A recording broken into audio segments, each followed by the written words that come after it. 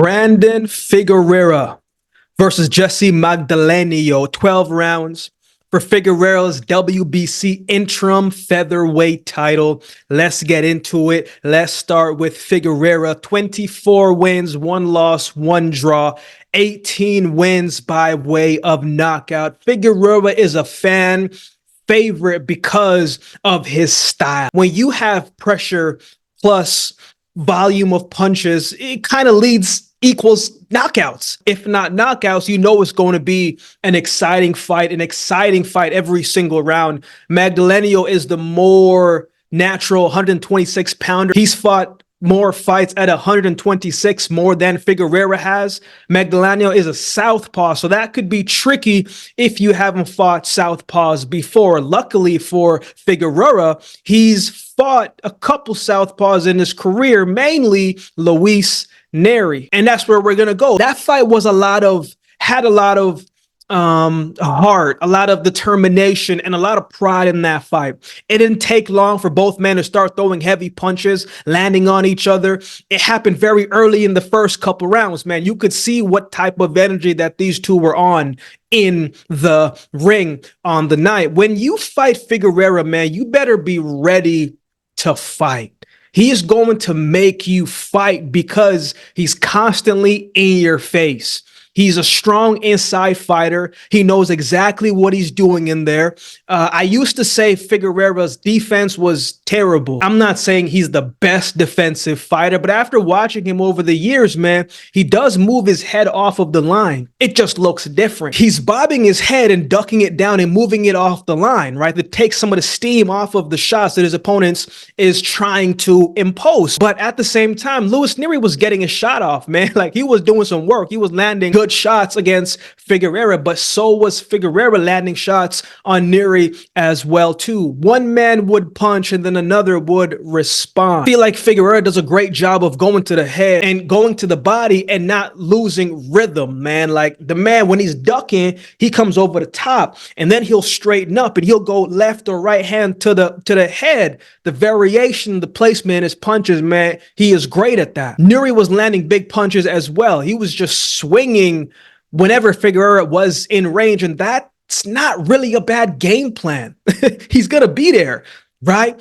And as the fight went on, you got to see Neri was kind of tiring out a little bit, and he was starting to slow down a little bit. So even though he was landing punches, the volume and his work rate was slowing down, and Figueroa, man, he was just constantly there, always throwing, always punching, and you know he's got a strong chin. And on the night, man, he just broke down the spirit of Luis Neri and the energy of him, man, and he was able to close out the show with the body shot, I believe in the 7th round, if memory serves me correctly. Very few times do you see fighters get back up when they've taken a severe body shot, man, and that was an accumulation of the work and the consistency that Figueroa was doing from the rounds leading up to that stoppage. I don't think Magdaleno was a bigger puncher than Luis Neri. In Figueroa's most recent fight, he fought Mark Magnificent Magsayo, which was an exciting fight from round 1 all the way to 12, man. I felt like Magsayo was winning the first few rounds, the early rounds. Magsayo was countering well, catching Figueroa coming in. And I remember at the start of the fight, I was thinking to myself, watching Figueroa, I was just like, yo, what is this? Like, what is this style? I'm not trying to see you box. I'm not trying to see you box. I'm trying to see you do what you do, and that's apply the pressure and break cats down. And he was out there boxing a little bit, throwing the jab and giving space and separation. You can't do that against Mark Magsayo, man, because he's too explosive where he can just jump in, land the shots, and jump out. The hand speed, he's got quick hands. So Magsayo needs a little bit of space and separation to maneuver. That's when he is at his best. And that's why he was having success early. At a point in the fight, I want to say the 3rd or the 4th round, it looked like something clicked in Figueroa's head, and he remembered who he was. And after that, man, you got to see his mannerisms and his game plan shift, and you got to see the old Figueroa that we're accustomed to. When I think Figueroa, man, I think volume, I think stamina, and I think endurance, man, and great conditioning.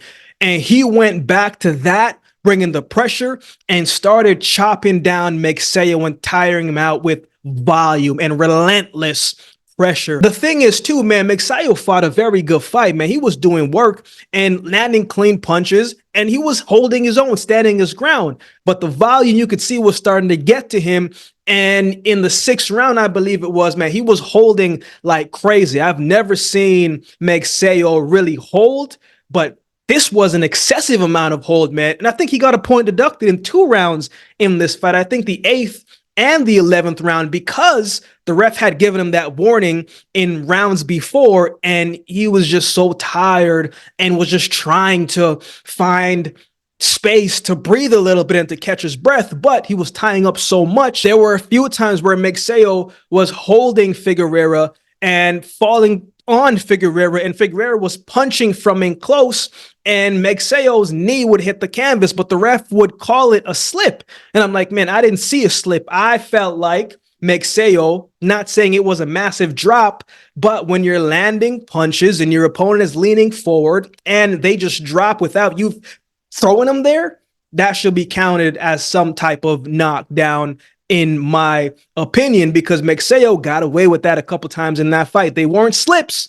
It looked like it should have been counted a knockdown to me. But anyway, Figueroa would go on to win the fight in the last round. That's what it came down to on the scorecards, and he was able to get the win, man. All in all, I thought it was a great fight. I thought it was an exciting fight all the way through, man. Fighting Figueroa is a long night for anybody in that division. Let's talk about his opponent, Magdaleno.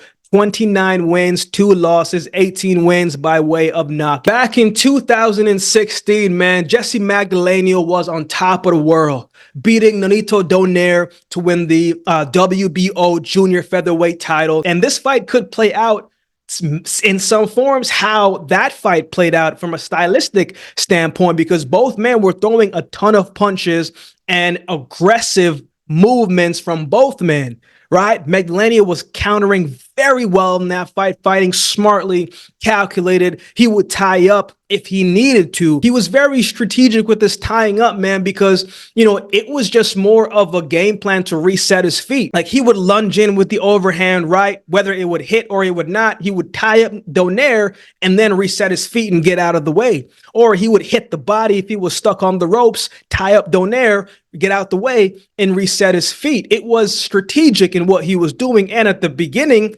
and throughout this fight, man, it was working.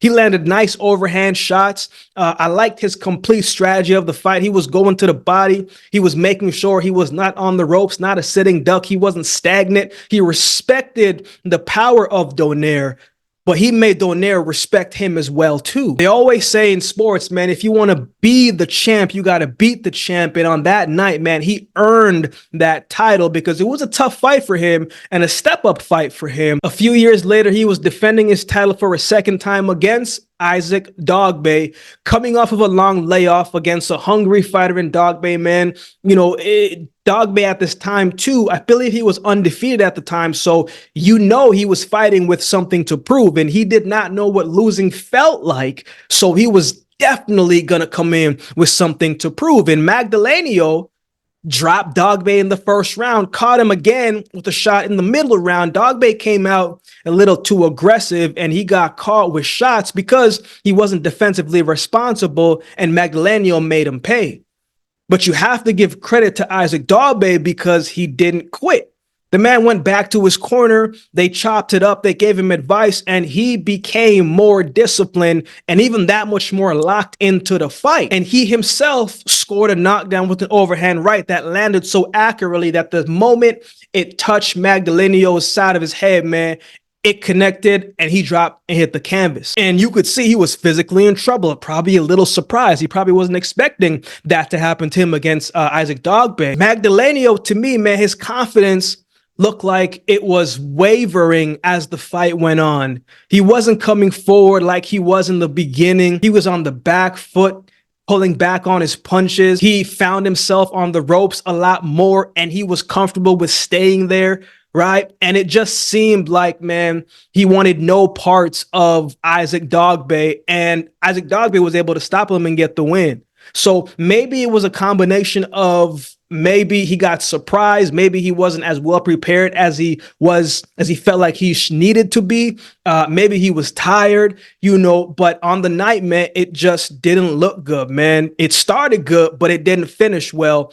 And he looked pretty tired as the fight was going on as well, too, because of the pressure of Isaac Dogboe. But this is a similar style to what he's going to see against Brandon Figueroa. That was a couple years ago, so that was one version of him versus this version of him when he fought Raymond Ford last year. He got outboxed, man. He was having a hard time keeping up with the speed and the movement of Ford. He got dropped early and got dropped again in the 10th round, I believe it was. But I remember watching the fight, and when he got dropped the first time, the camera zoomed in, and you could see the look on his face. Something just wasn't there. And they zoomed in again in the 10th round, and this was just the look of a fighter that just looked very defeated. Mannerisms did not look right. Confidence did not look like it was there anymore. Again, that was a year ago. This is a different version of Magdaleno. And I hope it's a version that confidently walks into the ring and believing that he can win the fight. Not just believe it because that's what you're supposed to do, but believe it in your heart of hearts, because he is a very skilled and very solid fighter still. But we'll see how it goes on the night. So who wins? When the pressure is on and the work rate is high, Magdaleno doesn't have a great rapport. His fighting on the back foot is not what's going to allow him to win this fight. And I think it's going to be him fighting on the back foot a lot in this fight. And I think it's going to be one of those nights where his boxing skill is going to have to be on display. And he's going to have to find ways to weather the storm of Brandon Figueroa and fighting on the inside and trying to push him back without getting too tired. Right? Magdaleno needs a little separation where he can slip and move and punch and get out of the way. And on the night against Brandon Figueroa, I don't think he gets that type of room. I like Brandon Figueroa to win this fight by stoppage. What are your thoughts on this fight? Who do you have winning this one? Let me know in the comment section below. If you'd like to support the channel, there's a couple ways that you can do so. You can like, comment, share, and subscribe to the channel. If you'd like to support by way of donation, you can find options in the description below. Also, my Cash App handle will be on screen as well. Any amount goes towards the growth of this channel. It will be greatly, greatly appreciated. Shout out to all the members holding down the membership section, man. I appreciate each of you. So with all that being said, if you've been watching the video, this time do me a favor and subscribe to the channel, and we'll definitely see you next time.